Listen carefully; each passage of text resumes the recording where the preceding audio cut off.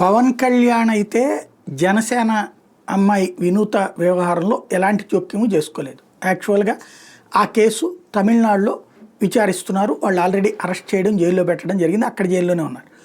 అయితే ఇప్పుడు ఒక కాన్సెప్ట్, అది శ్రీకాళహస్తి పోలీసులు ఆ కేసుని టేకప్ చేసేటట్టు. అంటే ఆ చచ్చిపోయింది, చంపేసింది ఇక్కడే కాబట్టి, శవాన్ని అక్కడ పడేసారు తప్పించి చంపేసింది శ్రీకాళహస్తిలోనే కాబట్టి ఇక్కడికి తీసుకోబోతున్నారు. తద్వారా కేసు హషప్ చేయడానికి ప్రయత్నిస్తున్నారు అన్నటువంటి కోణాన్ని ప్రొజెక్ట్ చేసుకొస్తున్నారు. తిరుపతి జిల్లా శ్రీకాళహస్తి జనసేన ఇన్ఛార్జ్ కోట వినత మాజీ డ్రైవర్ శ్రీనివాసులు అలియాస్ రాయుడు హత్య కేసు మలుపులు తిరుగుతోంది. తాజాగా ఈ హత్య కూటమి నేతలకు చుట్టుకుంటుందని గ్రహించిన ప్రభుత్వంలోని కొందరు ముఖ్య నేతలు కేసును ఏపీకి బదిలీ చేయాలని తమిళనాడు పోలీసులపై ఒత్తిడి చేస్తున్న ప్రచారం జరుగుతుంది.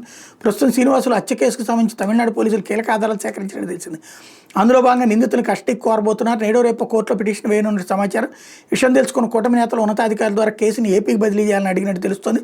హత్య జరిగింది ఏపీ పరిధిలోనే కాబట్టి విచారణ కూడా ఏపీలో జరగాలని పట్టుబడుతున్నట్టు పోలీసు వర్గాలు వెల్లడించాయి.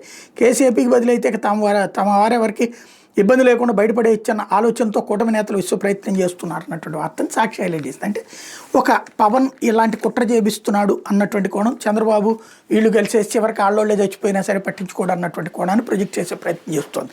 మరి ప్రభుత్వం ఏం చేస్తుందో చూడాలి.